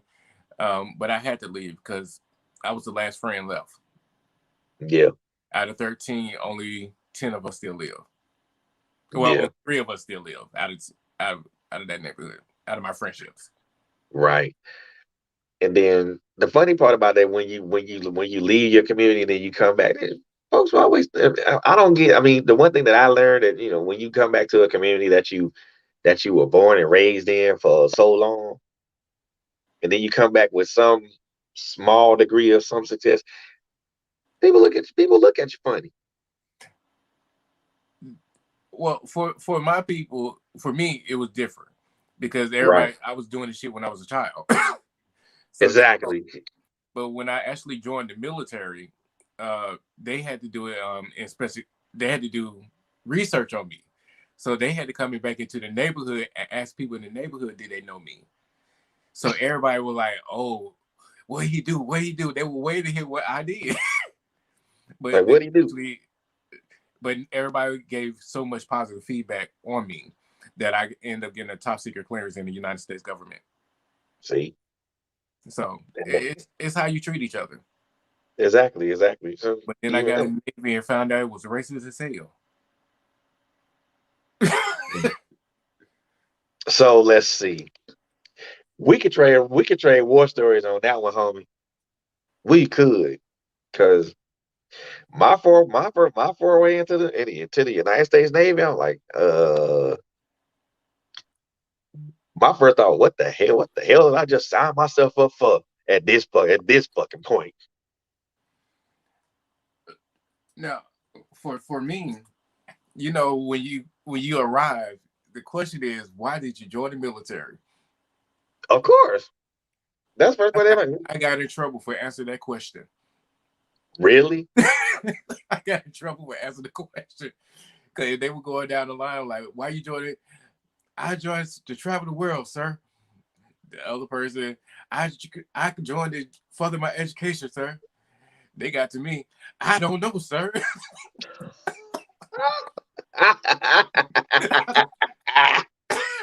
I really didn't know. And they probably looking at you like, so you just signed up for something you had no knowledge of, you just decided you just want to do it. I saw the commercial on TV and signed up. I had nothing Funny. else to do. So you got roped in by one of them damn commercials too, didn't you? Same Because here. the thing is, my grandmother and I had just had a conversation. She like, you did a lot of traveling. You did this. So what you gonna do now? I don't know. I don't know. Because as a child growing again, I did so much that it landed me opportunity to travel. Um, Right. and for me, and that's what I try to tell people. Everybody think I'm trying to be arrogant, but I'm not. I'm very humble to the village that gave me an outlet outside of my hood. Gotcha. But in the case of it, I feel a part of me that it's my job to go back into my hood and bring somebody else out. Yeah. Introduce them to the world. So I can't afford it. So I thought of doing stage plays. I could do the group rate and say, let's go over here, let's go over there, let's do this. So from there, it didn't work out like that. Of course it right. I'm But trying to ain't find it, some more raid for these damn roaches. but isn't it funny how you like all those experiences that you had? Isn't it wonderful how all that stuff just comes full circle? And It, then it's like it's a culmination of everything that you've been through, and then now it's the expression of you, of who you are now in your writing and in your play. So I think that's wonderful because it's still because all that stuff comes around full circle. it for me, it actually really did. As a playwright, I learned how to do plays, but as a child, I was volunteering with Hands on Atlanta. So that's when I learned how to build sex. There you go. So, and then community service, my godmom made me work in her floral shop. So therefore she taught me how to do flowers. So when she passed away, I continued to do flowers in her legacy. So I do the flowers for my set. There you go. And that's why I say everything in my past played a role in it. And I didn't know I could do it. I didn't have no interest. I just wanted to be a stripper. It don't require none of this. I don't even have to need to know you. I just need to know how to slang. That's it. That's it. And I don't need to do anything else. Just let me do what I do and collect my money. But joining the military, going into the arena of racism, which I never experienced, because I dealt with white people, I dealt with good people, black people, and the old Atlanta. If you were doing something positive, we supported you. Right. That's the old Atlanta. Then we're in this ATL. I don't know who these roaches are. That's the time we needed to. That's when we really need the Trump wall, because these roaches are fuck shit up. Hell, I remember Freaknik was positive and not about all that ridiculous shit. Man, don't make me mad. I graduated high school just to go to Freaknik, and they canceled it the year I came out.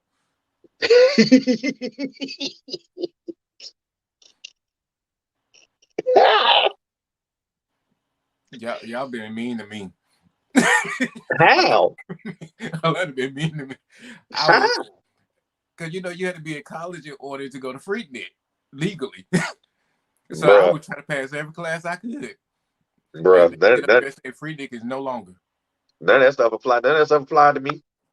None of that junk applied. College? What? I'm grown. Shit, I'm finna go hang out anyway. But college was not for everybody, and we need to stop pretending it is. Yeah. We just need to get in a bigger and better position as a community and start hiring our kids and show them how to own. We need to stop renting these facilities. We need to own them, because here in Atlanta we run shit, but we don't own damn thing. Yeah. We're not a black Mecca. Yeah, exactly. We're a whole field niggas. We run shit, but we don't own nothing. We don't own the buildings. We don't own the property. We don't. We can do better. All of this, and there's always an opportunity for us to do better. There's always an opportunity for us to do better. It's just a simple fact. The question is, will we do better? No. Exactly. We got crabs in a barrel mentality. They don't own a barrel. Exactly. Funny part about that is also I look at it like this. It's the table's big as hell. It's enough food on the table for everybody to get a plate. I'm vegan. Man, I'm vegetarian. Hey, but it's enough food on the table for everybody to get a plate. You ain't got to eat off my plate. I got enough on my plate as is. I'm struggling to finish that. The issue at hand is, no matter how much food you put on the table, people will always find a reason why they don't want to eat from your table, but they want to just sit at the table. No reason. And then if you want to sit at the table, if you're not gonna eat, then don't sit at the table. That's my thought process. As I tell most people, even in my plays, I have to tell people this: That's why I'm not affiliated with many people in Atlanta, because you have to decide what type of table you're going to eat at. Right. Are you eating at a dining room table, or are you eating at a picnic table? Because I'm sorry, I'm not eating hot dogs at a dining room table. Because the I'm not going contrast is to. so I'm it's not so dressing up different. to sit at no picnic table. So we have to establish what table we're going to present to our community, and when we present it at the table, we need to make sure we have the right meal for it. Exactly. But in the case of it, everybody's not called to cook, so you just need to bring a dish. And you can't eat everybody's cooking. No, because I don't eat my own mama cooking. Mm-mm. That's it. I can't. You know what? I can't. If you don't That. have a self-service license, I can't eat from you. Mm-mm.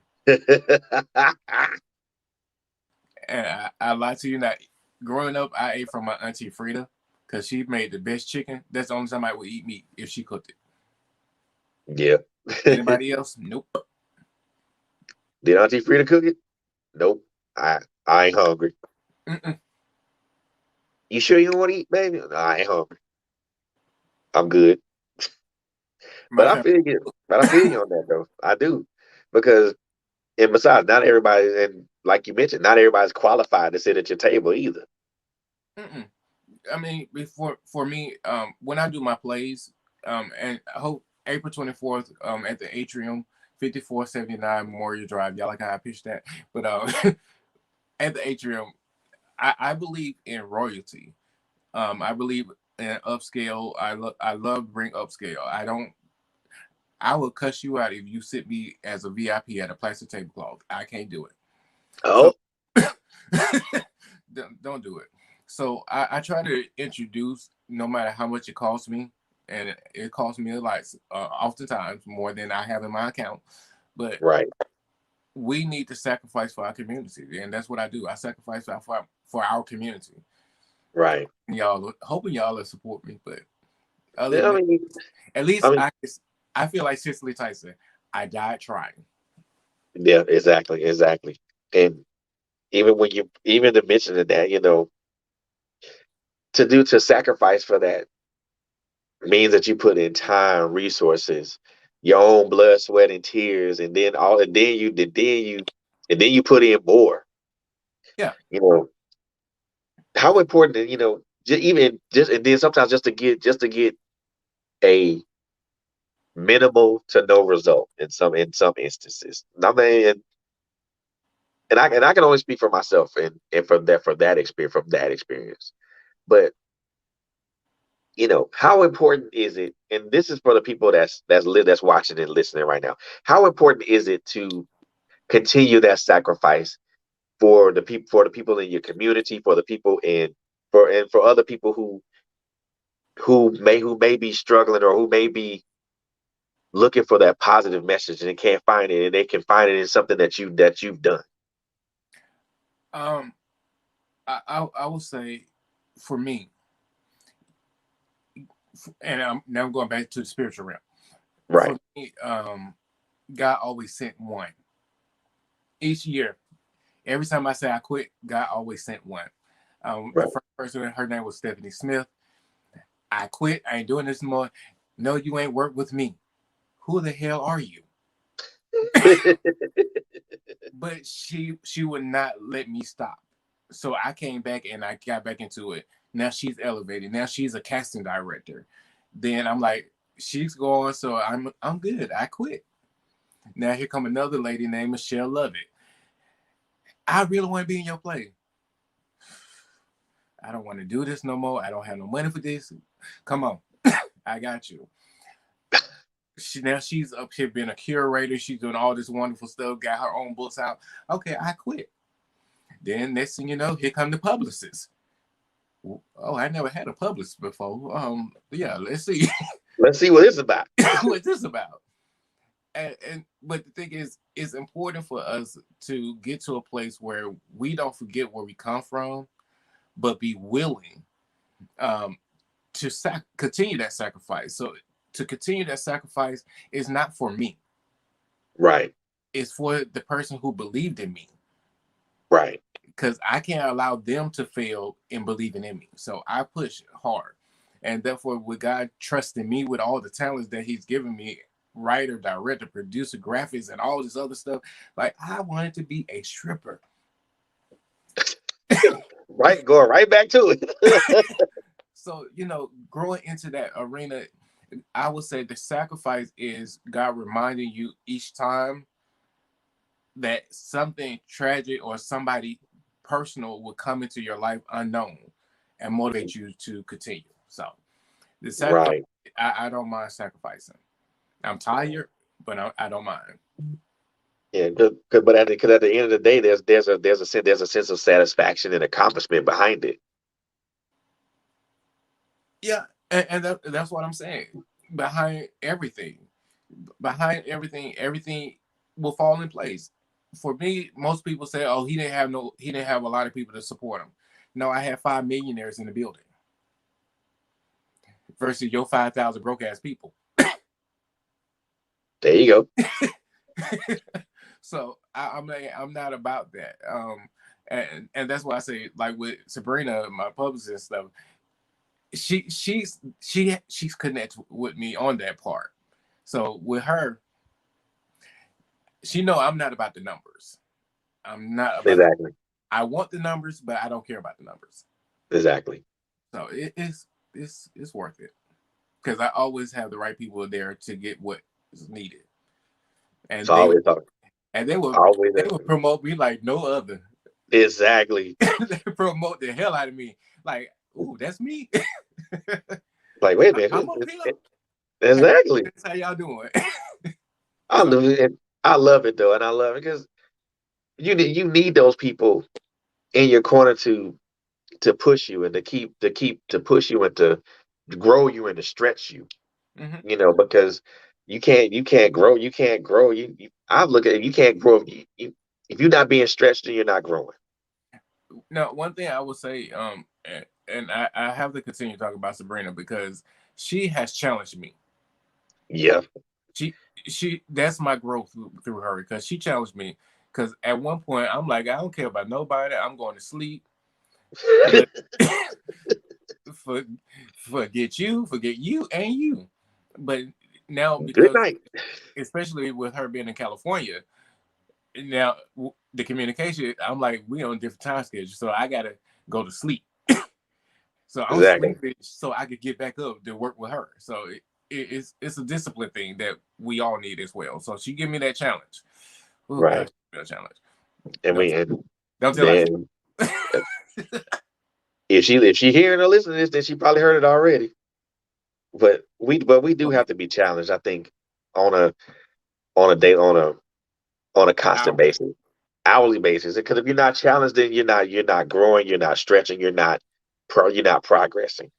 Exactly. And that is the important thing, really, I think for anybody to do in anything, whether it's stage plays, entertainment, anything.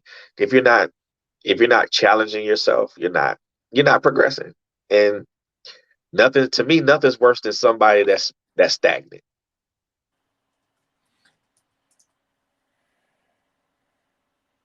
I can't Or, even say nothing on that. huh? I can't even say nothing on that because that's just facts. Because you can be, I mean, if you doing all this and you like that water that you like water that's in a tire and mosquitoes flying around it, yeah, that's not cool. I mean, that's not cool because if you're not moving, what are you doing? If you're not moving towards a specific goal or purpose, what are you moving towards? Uh, What are you working towards? What is your end goal? I won't even say what's your end game. man, Where's your destination? Do you know where you're going? Do you have an idea what route you're taking? the issue that we all face, well, they all face because I've had to remove myself from that category. Um, is we have to learn how to make our bottom our top. So in this case, if we had to like for me, I don't feel as though I have reached my best potential because again, I'm still searching for the right team. Um, Right. but in the case of it, the thought of, because I have people who challenge me. I'm not where I want to be, but I am where I am. But Exactly. what you're not going to do is belittle me. Yeah, One, indeed. you one, I'm only trying to help my community. And two, you don't know my full resume. Exactly. Exactly. I didn't go into this trying to get IMDb credits and following on social medias. I do it for my community, sincerely. That's it. And and I believe at the end of the day, they're the ones who will immediately profit. Yeah, eventually, Yeah. and that's why I say, if you try, you successful. Exactly. Because I Indeed. had one roach in Atlanta that told me that my plays were little. Little. Yeah. Oh yes, I came to your little play. Oh, roach, please. Look Somebody at. said somebody had the nerve to say that. Yeah, I mean this was years ago, but that's your first impression with me, and I hold on to. I'm a Libra. I hold on to a grudge until I get you. You one of them types. Oh yeah, I mean because even though I'm a critic, I'm a major critic, but I'm a critic that I will help you because Right. you do better. I'm not the person just to belittle you.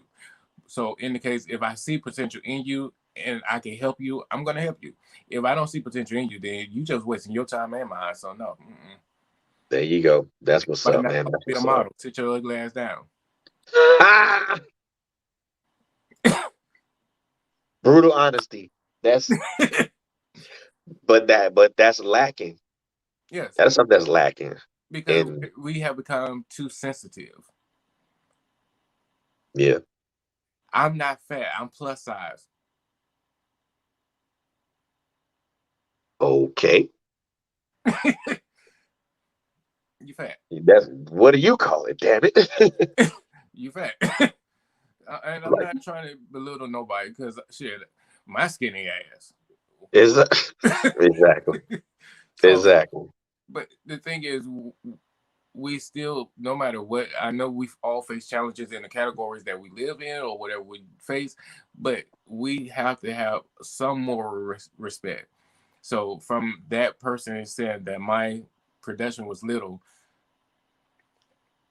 I have over 300 people in this building, and nearly 65% of them are Caucasian, and we are in the hood. And this is with a whole cast of people who don't even have a damn name. So I'm doing pretty good. I don't see anything little about that. Mm-mm. Writing, Not directing, a- producing my own shit, that's not little. So I would Not never do that to anybody. I'll insult the hell out you, but I'm not going to call you little. Never. no, because Especially if I yeah, know how I feel. when That you was an insult to anything that I put my mind to. exactly, exactly.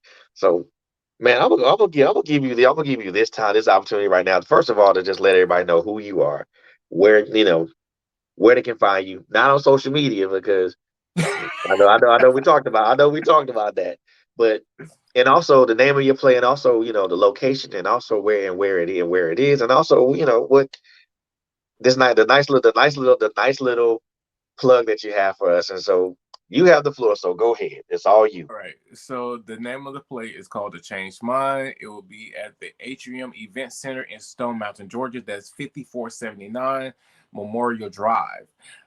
Against Stone Mountain, Georgia. This play is for everybody, for every family. It's a family-oriented play. Yes, there is profanity. Um, I didn't write the profanity all the way through, but my characters, cast member, they feel to find a character and they release themselves. So I'm not mad at it. If they find that character, let them release. But the play is based on living wealth. So don't wait till you lose everything to find God. That again, you could buy your tickets at www.inspiredimagesinc.com / ACM Atlanta. That's NSPIRED images with a SINC.com /ACM Atlanta. And you could connect with us through our social media through the website. Cool beans, cool beans. That's what's up. Now, What now, what now, what what Fred? What Fred? no, no, no, no, because What, now you have two shows that day, right? we're gonna cancel the 3 o'clock because most people come to the 7 o'clock. So Okay, so it's what happened when they wait till last minute to support stuff. I'll cancel real quick because I ain't about to waste my money. there you go. So y'all, so make sure you on the 24th, y'all make y'all way there, man, at 7 o'clock. A change mind, man. Look, me personally, I know I'm probably gonna be personally in the building. So y'all, if even if y'all ain't in the building, I am. So I don't. So whatever. So hell with y'all. So I'm gonna be in there so I can check. So I can check out this powerful play because for me it's been a minute, and when I say a minute, I mean way. I like Jesus, gosh. I can't remember the last time I went to an actual stage play.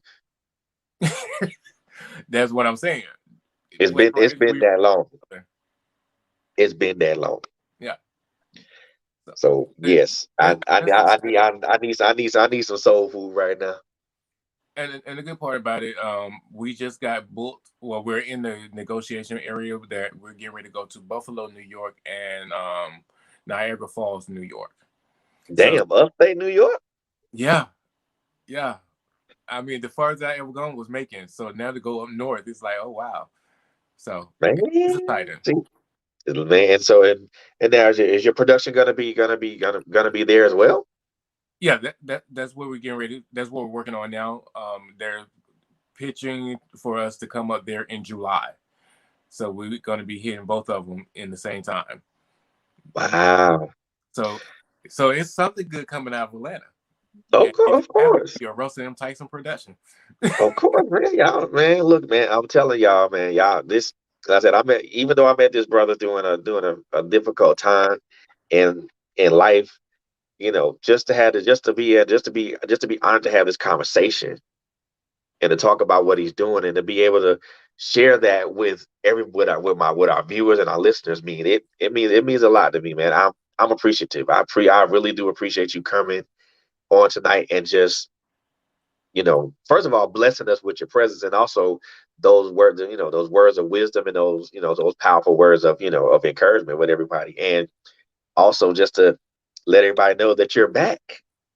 Yeah, I'm back. Oh God, pray for me. But I will leave this to with your audience. And this is the quote that I made up for myself. Allow your negative to be your positive. Indeed, man. Like I said, I'm loving it, man. So, ladies and gentlemen, boys and girls, introducing to some and reintroducing to others, man. My brother Russell Tyson, playwright, entrepreneur, activist, all that in the bag of Doritos. Man, y'all go check out this play, man. A Change Mind, April the 24th, 7 p.m. in Stone Mountain, Georgia, man. Y'all make sure y'all in the building, check out this play, man. Y'all, I promise you, y'all gonna be blessed and y'all will be inspired, man. Look, on behalf of Trailblazers Radio, man, and the Office Alley, man, Russell, thank you so much for coming on board and talking to us tonight, man. You have blessed us with your energy, your enthusiasm for what you do, and I look forward to not only seeing this play, man, but also just seeing what else you got up your sleeve in this store for us, man. So I'm looking forward to it. And Just make sure you subscribe to the website, man. We got oh, most a lot. definitely, fam, most definitely. And regardless, man, you got an open invitation to come back whenever, man. So you got a new production coming out. Just hey, let us know, and we will help put it together, man. And because of you supporting us, man, we'll make sure that everybody who supports you get 20% off all our tickets. That's what's up, man. So y'all go to that website, man, and go check it out. We got y'all get 20%. But only if you're supporting us now. You Yep. gotta support us to get that It, 20% now. promo code, type in Trailblazer. There you go. With Trailblazers the promo code, y'all get that 20%. But make sure y'all be in the building for that play, man. A Change Mind. Stone Mountain, 7 p.m. It's gonna be good. It's gonna be good. It's gonna be crazy. It's gonna be, but it's gonna be wonderful. It's gonna bless you, and I promise you, y'all, you'll be blessed, man. Again, Russell, thank you so much for coming on board with us tonight, man. I appreciate it. I most definitely appreciate it, and most definitely I'm gonna be in the building on the 24th, man. So most definitely get my tickets in advance now, so we can so we can do the damn thing, and most For definitely chop sure. it up with you afterwards. Almost there. We got an after party. Come on over. Oh hell yeah! Oh hell yeah! Most Oh definitely, man. yeah, it's a But gospel night. yo, We drinking after this. don't start. Oh, already Me on also deck. ready. Already on deck, man. Already on Already. deck. But man, thank you so much for coming on board, man. And ladies and gentlemen, that's going to end our broadcast for tonight, man. But please, please, please go support this brother, man. Powerful brother, man. Powerful brother, man. Again, cannot repeat this again, but a changed mind. Stone Mountain, 7 p.m. Get there and get there. Beat me to the place. If you're not there, then you missed out. And once again, ladies and gentlemen, boys and girls, that's going to end our show for tonight, man. Again, Russell, thank you so much for coming on, and for everybody for all our listeners and all our viewers. Take care of yourselves. Y'all be safe out here, and y'all have a very, very pleasant night. Happy Easter. Dude.